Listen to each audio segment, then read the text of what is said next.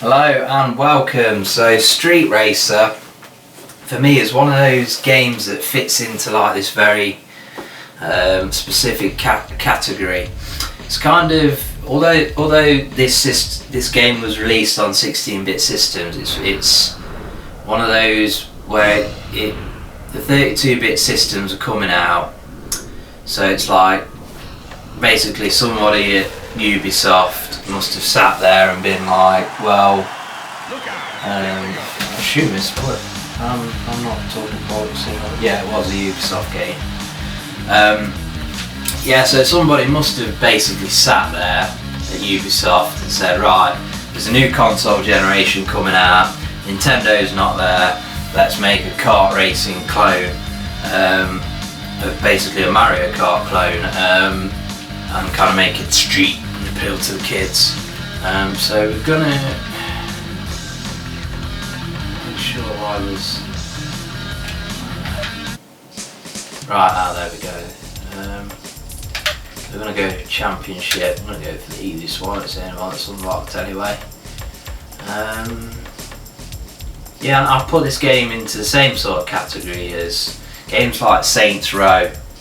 You know, like when the Xbox 360 came out, and it's like, well, there's no GTA, so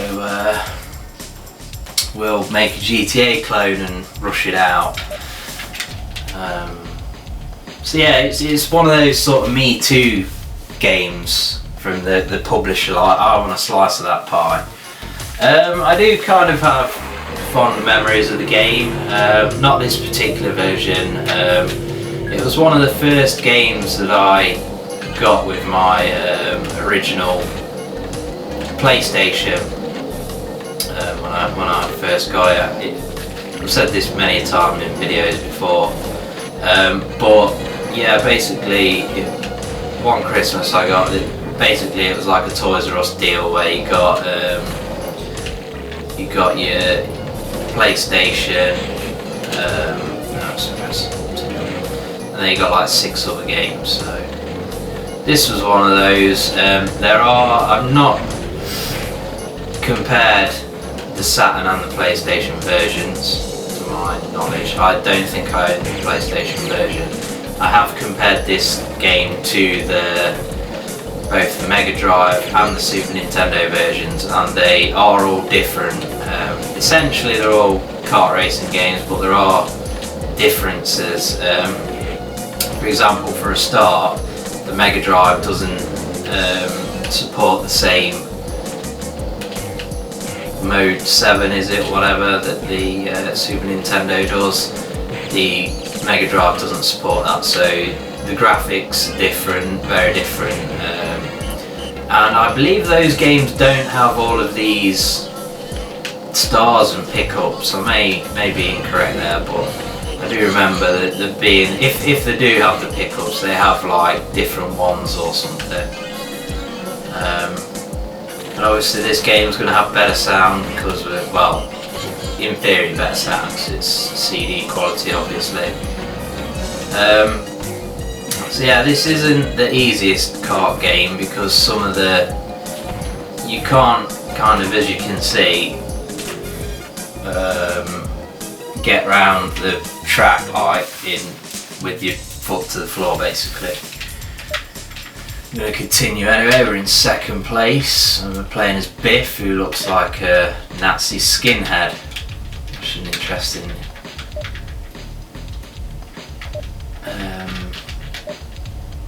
interesting addition to the game, to put it mildly. So for me, this isn't an amazing game, but I think it's solid, and I definitely think if you're a fan of Mario Kart, it's definitely worth a look. I mean, I like the original 16-bit Mario Kart. I never really spent too much time with the Nintendo 64 version. I absolutely hated the Wii version, and then when I played Mario Kart 8 I thought it was okay, but the game was just way too short for single player, so yeah, this game's worth checking out in my opinion. It is an interesting title, and you know, I remember it just being a game that was hyped and all that shit, so I just kind of remember it. Brings back memories.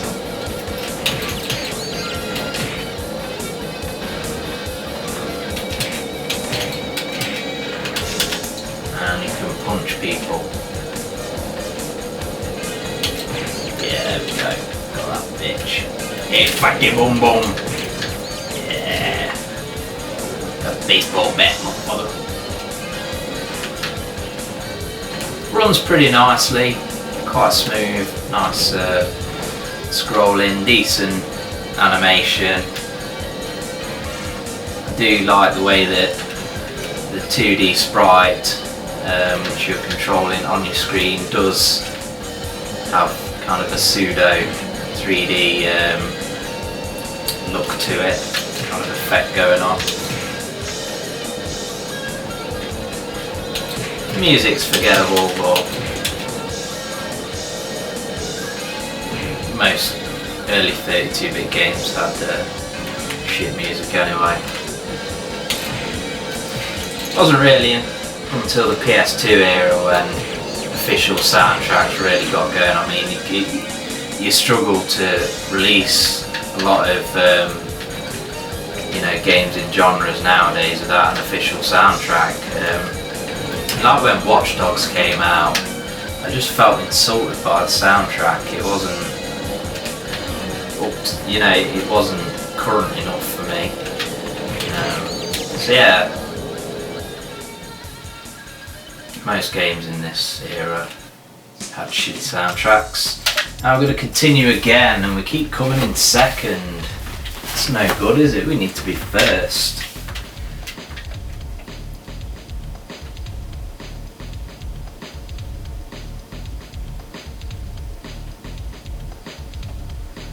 And we wait for everything to be calculated.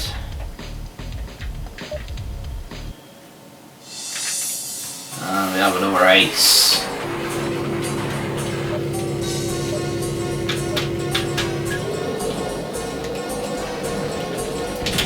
Ah, you bastards. Slapping everybody silly.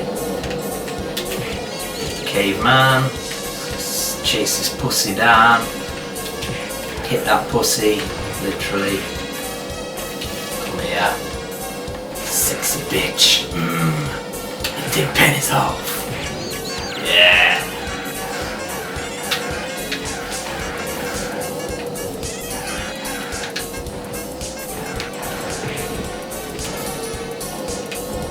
Right. There's not really any sort of drifting mechanic to this game. The car does kind of drift, but it's not satisfying.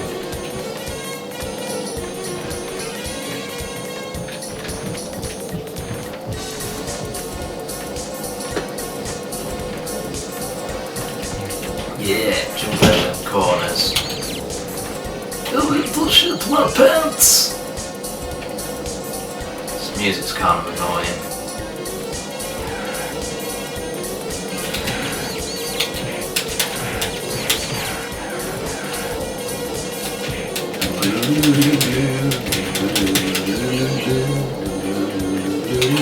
That's Smurfland.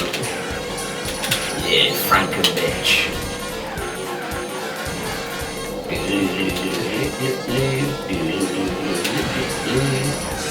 Alright.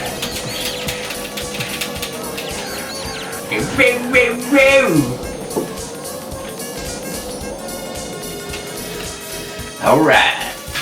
And where did we come? Second again. It's just fucking homo. Right. Let's do this. You calculate that shit.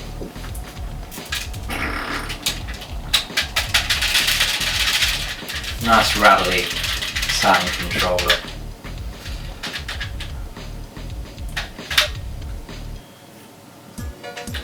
Oh, dancey tunes.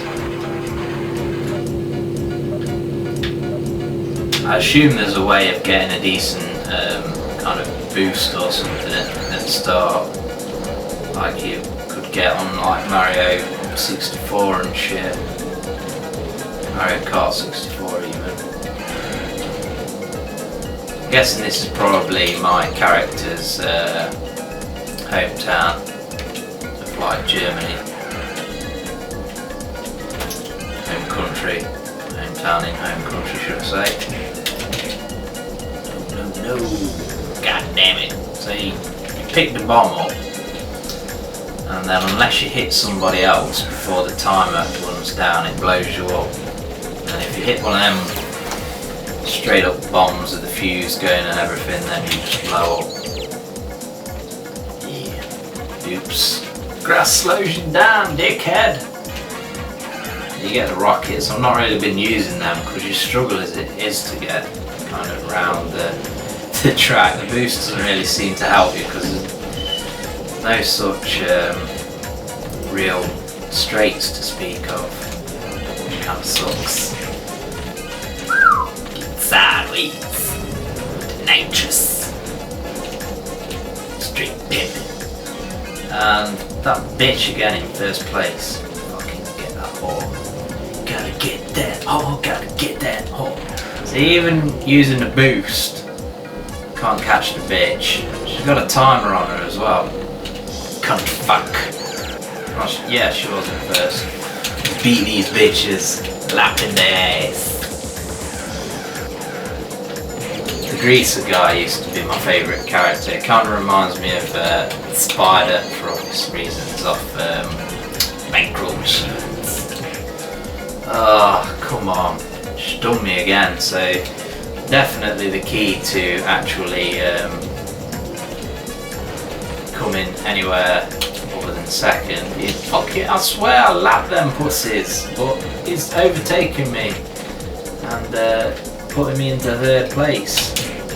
I'm sure that's a bug. They're lame motherfuckers. Oh god. Why has she always got a timer but she never blows up? What's that all about? Ooh, come on, get somebody! Yes, got Papa Smurf. And there we go, third place. Third rhymes with turd. I like how it goes into serious music. I think they could have done more with the background and the menus. It kind of seems a bit, I don't know, a bit, couldn't really be bothered. It's got 3D graphics and that's a novelty, so we won't bother with the menu. I can see my player. Yeah. So this track we have a bit more to do because we can jump over the water to maintain speed. And a bit tricky. It's a very small track, it would appear, and turbos are a bit tricky. Definitely have to have your fingers on the triggers for this one. Not that the Sega Saturn controller has triggers, but it's a figure of speech. Fuck yourself. Beach balls. So yeah, kind of sucking at this. There's a bit too much to do on this track. For saying how short the laps are, it's insane.